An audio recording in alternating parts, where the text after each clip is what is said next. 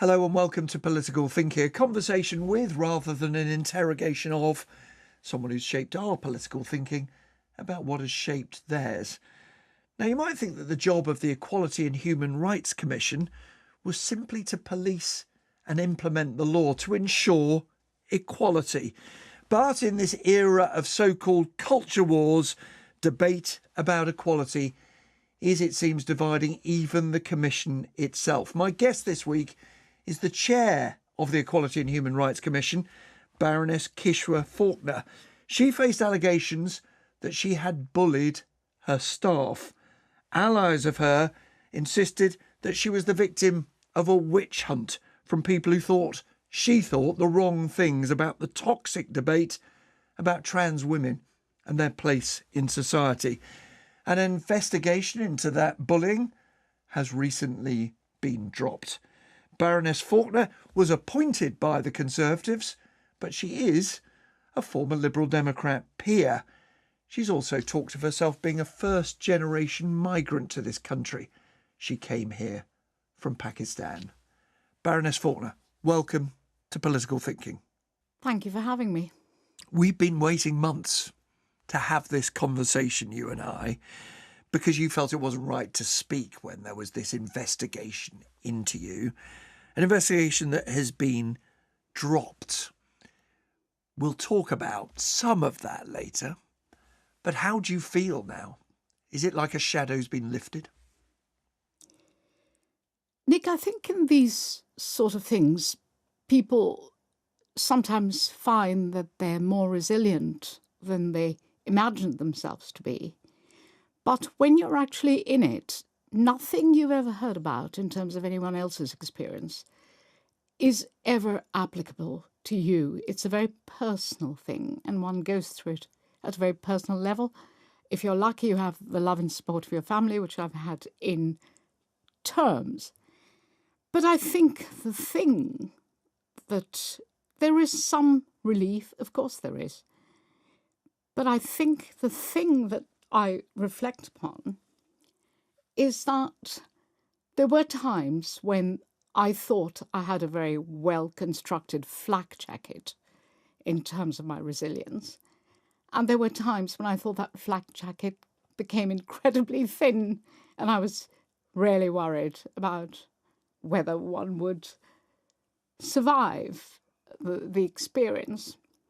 On the other hand, because it was so personal? Yes, because it's not who you are. You don't recognise yourself. It's not who you thought you were. And it's not what you want other people to know of you. You know, nobody gets out of bed in the morning to come and upset other people. So it becomes very personal in the sense of it undermines your own view of who you are, which is... It was effectively being said, on the one hand, that you were a bully in the workplace, and that investigation was dropped. But there was a wider charge, wasn't there? There was a sort of, you were a Tory appointee in the culture war, that you'd only taken the job and you'd only been given the job to roll back the rights of trans women and other people. Yes, that was the easy part. That was, could be rebutted, refuted without even needing to blink. It was so untrue and remains so untrue. So that was the easy part. The difficult part was, as you said, the harassment or bullying. Any idea that that's who I am was for me very difficult. So let's get to the substance of what the row was about that you found yourself at the heart of. The most toxic of charges against you, which represented a much greater policy debate, was the suggestion that you referred to a trans woman as a bloke in lipstick.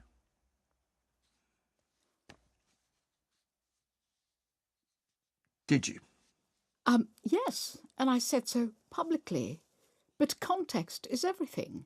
We were having a discussion in a board meeting about the importance of definitions, and I used that. I'd heard Woman's Hour announce that they were going to have an all-female column, and I saw on Twitter, the person was being described as a bloke in lipstick. And in the conversation that we were having, I referred to it in the sense that, we have no choice but to engage in these debates, because if we don't, this is what the discourse comes down to. So you were quoting somebody else. It was not your description. Indeed, I said. Now, the reason it matters, of course, beyond the staff of the commission itself, is this much wider question for society. And the reason your appointment was controversial, and arguably the reason you have been in such choppy waters, is because you said to people in the commission and outside, I don't simply say trans rights are trans rights. I do not simply say that a trans woman is a woman. Why was that important for you? When I was appointed, when I was being selected for the role during the process several months beforehand, the Black Lives Matter movement was very much to the fore, and everyone was extremely concerned about race and where we were as a country on race. And it didn't escape my attention that, I'm a brown-skinned woman, a migrant, as you've described, and that perhaps this is what EHRC had been a little weak on. Certainly in terms of that kind of diversity on the board, there wasn't sufficient amount of it. And I thought that being an old-fashioned race equality campaigner from the past, being an old-fashioned feminism campaigner from the past, that I had thought that the feminism debates, my mother's generation debates, were long dead. We had sort of won. Structural feminism had won out. Women had equality now at a structural level. And so that hadn't much engaged me in the last 10, 20 years, whereas the race issue had come back and forth regularly. We've had a lot of legislation in this country. I was involved in some of it, and I was involved in Parliament on the passage of the Equality Act, so we thought quite a lot about that. I thought really that would be my preoccupation. I didn't expect trans to be there at all. I didn't know very much about it. It was on the periphery of my vision. It wasn't front and centre. But there was a case, an employment case, a tribunal that was crucial, wasn't it? That did come up and did draw you and did draw the commission into reaching a judgment. Tell us about that. Yes, this was the Forstater appeal tribunal ruling. EHRC, I think, had been requested, it happened before I came, to support Maya Forstater in her first instance tribunal, and I think they decided not to. This was her argument that she believed there was a tension between her rights as a woman, yes, and trans rights. We engaged with the fact as to whether the belief that biological sex has a definitive meaning that affects the meaning of the word woman was relevant to be considered as a protected characteristic under the protected characteristic of belief. In other words, that she was not just entitled to that view, but had a legal right to hold it and not be dismissed. Precisely. Because it offended other people. Precisely. I don't think we had much of a discussion. I don't remember that we spent an inordinate amount of time on it because it was so self-evident that we should support the case, and we did. It seemed clear to us as a board that the law was sending us in a certain direction.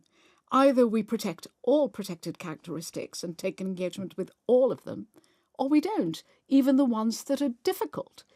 And some people sum up their views simply. A man is a man, a woman is a woman. That's just common sense. Is that common sense? Is that the law? Or is that? No, that isn't the law. The law as it stands at the moment, that there is a category of people who, once they get a gender recognition certificate, are classified as legal men and legal women. For shorthand, we accept, and to respect their dignity and to have due respect to them, we absolutely respect their right to be referred to. So in the words of the slogan, in that sense, a trans woman is a woman. A trans man is a man. In that sense. No, because I think you have to look at how sex is defined in the Equality Act. Sex and gender are used imprecisely and as alternatives for one another in the Equality Act. That leads to tribunals sometimes getting it right, sometimes getting it wrong. We had found litigation going all the way up into the higher courts regularly on this basis. And you have to scratch your head and say, why is it that there's so much litigation around this area? Could it possibly be that the legislation itself is wrong? So all we've asked government to do is to have a look at the wording of the Act. Were you right to stick it out? Do you sit here and think, thank God? Or is there a bit of you who thinks I should have walked away from this? I think, as I said, my analogy of the flak jacket, I think there were very few occasions when that flak jacket was so thin that I was tempted to walk away. I had a duty to stay. I had a duty to my board to stay. I had let them into this. I had a duty to people, our stakeholders. I had a duty to the people that we were trying to advise, Parliament and government. I wonder if what gave you that flak jacket that you've described was your upbringing. Your parents, like many Indian Muslims, fled during the War of Partition. They went to Pakistan. You grew up in Pakistan and must have been painfully aware, even at that young age, of what religious division can do to families, can do to communities, can do to countries. Yes, it was incredibly painful. My contemporaries, the children of my parents' friends who were Shia, were murdered in areas like Balochistan. So people that we grew up with, broke bread with, played with, died. And we ourselves as a family were incredibly secular Muslims in the sense that my parents had a very modern interpretation of Islam. Now, you didn't come straight to England, but you did come to study here and then to stay here as a British Pakistani citizen. And of course, dealing with community tensions around religion, around race is also part of the agenda of the commission that you chair, the Equality and Human Rights Commission. When you watch the tensions there are now, when you look at British Jews saying, we don't feel safe on the streets, we don't feel comfortable letting our children go into town, but you equally hear British Muslims moved by the plight of what's happening in Gaza, and not, of course, just British Muslims. I grew up in Pakistan. We weren't, all we thought of in terms of Israel was that it was a country that wasn't recognized on the Pakistani passport. You weren't allowed to travel. You were allowed to travel to every country in the world but South Africa and Israel. So we didn't know very much about Israel's history. But I taught myself when I came here. And I was enormously privileged to actually be able to go to Auschwitz and the camps in 1999. So for me, understanding Jewish people's concerns is almost intrinsic to my personality. Understanding is one thing, empathy, sympathy. But you're chair of a Equality Commission. Is it your job in any way, and you did write to the police in advance of the mass protests on that weekend, is it the job of the commission to say more needs to be done to protect the Jewish community? Or is that a decision in the end simply for the police? Well, can I just disaggregate that just a little bit to remind your listeners that we're the people who did over a year-long investigation into the Labour Party in anti-Semitism. We're the organisation that stood up for Jewish people at a time when it was very politically difficult for us to do so. Anti-Semitism is a different matter, and we know how to deal with that. We've dealt with it, and we know how to deal with that. And we will do so again if we find it necessary to do so. But having come as an adult to a country where for the first time in my life I've had the freedom to express myself, I have the utmost regard for defending free speech. And, of course, alongside that, freedom of expression is part of protesting. So we do feel ourselves obliged to ensure that everyone remembers, at a time when other organisations, by the way, are under pressure, that everyone remembers that a democratic society is only as good as its minorities. And by that I mean dissenting minorities in terms of opinions. You've talked in the past of there being a British formula, a liberal formula for how we should live together. Different cultures, different races, different religions, different ethnic backgrounds. What did you mean? So, sociologists sometimes refer to different models of multiculturalism. And one of them is this sort of sociologists refer to a mixed salad. So you have a lot of different components in your salad. My argument is that the best thing about a mixed salad is its dressing. And the dressing has to be capable of being the overall binding ingredient in the salad. And that dressing in this context is our values, our common values. And I think that we're failing a little bit in integration if there are people who don't sign up to those values, and that we kind of take that in a liberal shrug of the shoulders whereby, oh, it's fine, it's all diversity, different people live different lives, and we'll just let it go. No, I don't believe we can let it go. I think the more diverse our country gets, the more we have to work as a society with the resources provided by government, by the way, starting from schools, to ensure that there is a common vision of our society. The British values, Gordon Brown, I think unsuccessfully on the whole, tried to define what they are, but we all know what they are. And to be clear, you are a British, Pakistani, Muslim immigrant saying these things. Now, do you go as far as Suella Braverman did and say multiculturalism was a misguided dogma that allowed people to live parallel lives? No, I don't.